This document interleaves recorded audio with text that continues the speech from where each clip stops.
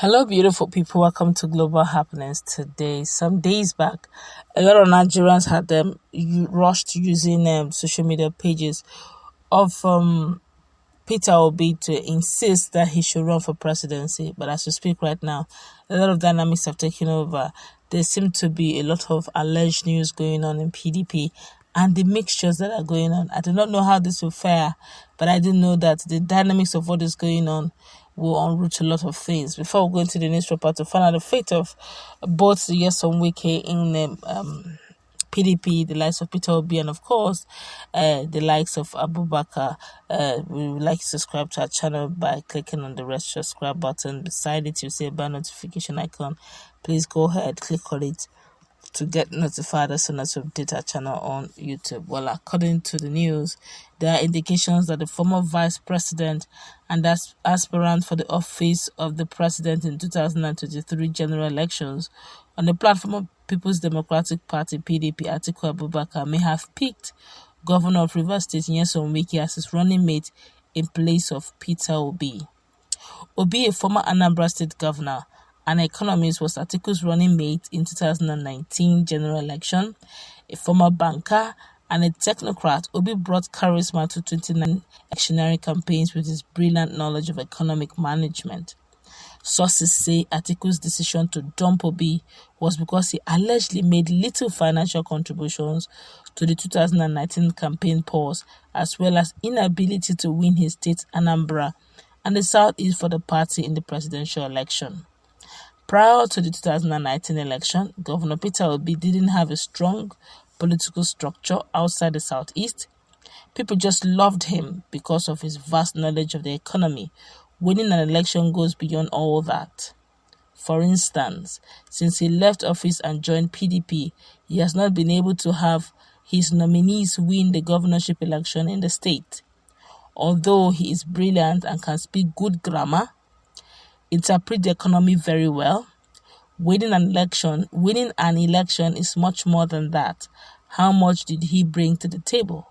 To successfully run an election in this country, you need money, connection, strong and vast political structure, and so on. And these you will find in abundance in Nyesom Wike.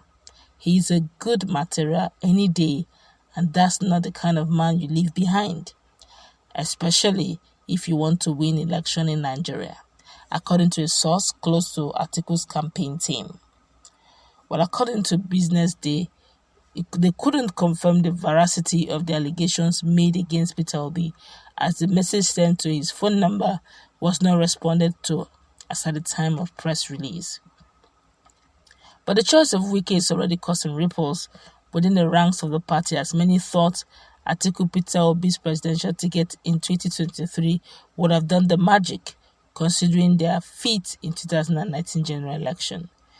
There is also the thinking that rather than lose out completely in 2023, a vice presidential slot would be better for the Igbos.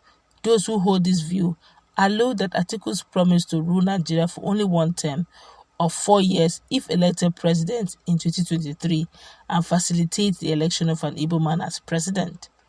Although it could not be confirmed at press time if Rivers State governor has accepted the offer, sources close to the party hierarchy told Business Day at the weekend that the matter formed part of the discussions at the recent meeting of the PDP Governors Forum hosted by Wike in Port Harcourt. It was also gathered that the governor had used the opportunity to seek the support of his colleagues for its Atiku Wike 2023 ticket, an issue that many of those in attendance were said to have kicked against, especially on the basis of the common belief in the party that the next president of Nigeria should emanate from the Southeast. Weeks before the meeting, Wike had visited some of the PDP governors to personally invite them to the meeting. One of them was the Abia State Governor, Ikpeazu, who it was gathered initially agreed to attend, but changed his mind at the last minute. Ikpeazu neither attended nor sent representative, fueling speculations of a possible rift between him and Nyesom Wike. When contacted, an aide to Ikpeazu who spoke under anonymity said his boss refused to attend the meeting in Port Harcourt because he did not want to be part of a grand plan to deny the Igbos their right to rule Nigeria. He said, "My brother, you know my governor. He's one man that strongly believes in 2023 Igbo presidency, and attending that meeting would mean endorsing a project that would truncate the Igbo collective agenda." Even though Governor Wike personally came to Umuahia to invite him to the meeting, Ikpeazu refused to honor the invitation. Thank God my governor listened to wise counsel. If not, he would have fallen into a well-designed trap by those who want to kill our common goal.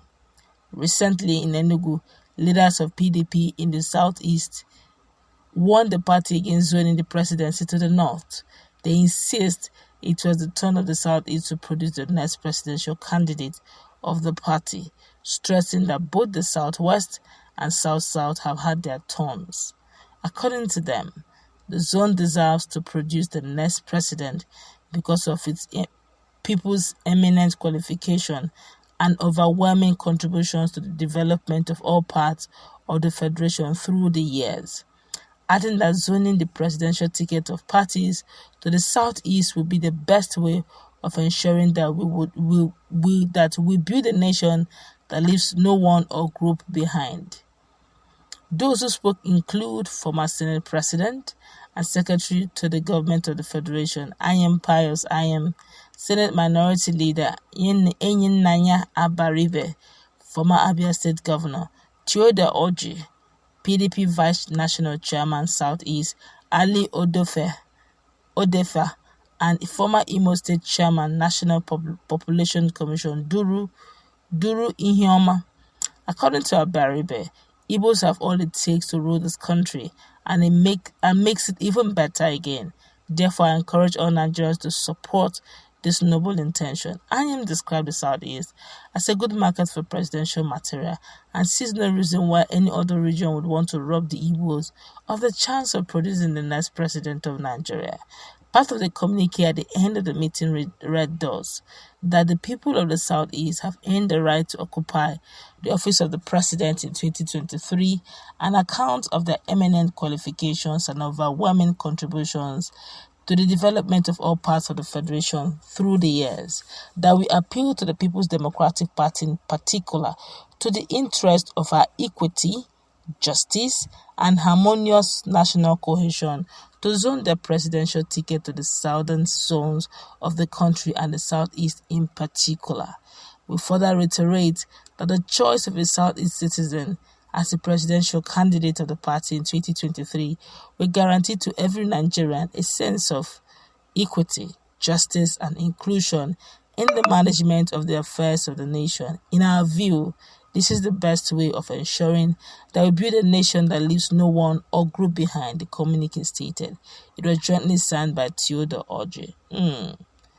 This is quite strong. Lots of Nigerians are reacting, judging the fact that lots of people have expected Peter Obi to go straight for presidency, having known that there's a lot of campaigning for Southeast to go as